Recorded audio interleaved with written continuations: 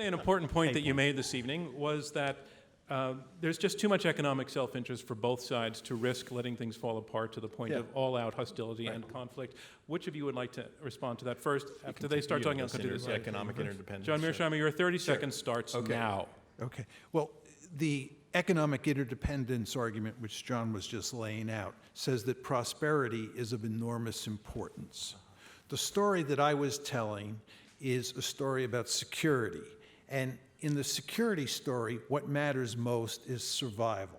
So it's a trade-off between survival on one hand and prosperity on the other. And my argument is that when those two come head to head, survival wins every time. Well done. Very good. You're very good. Robert Daly. Sure.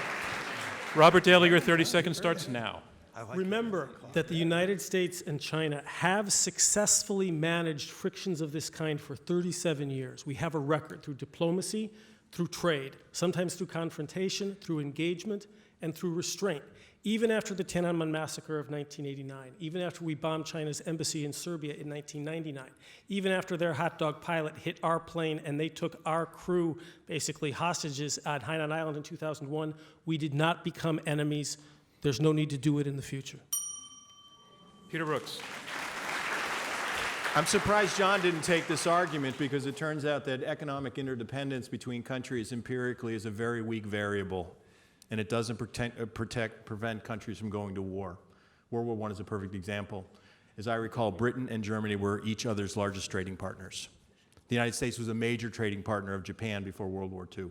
It does not always prevent people from going to war or for hostilities from breaking out. It's a weak variable, and it would be silly to depend on the idea that countries, that nationalism and other security issues won't trump economic interdependence. Kevin Rudd. Economic interdependence helps, but it is not the final answer to this question. I think we're all agreed on that. What is important is to have sufficient commonality of security interests long term to have a diplomacy which can secure a path up the middle which doesn't go to the binary of capitulation or war. We believe diplomacy is capable of doing that.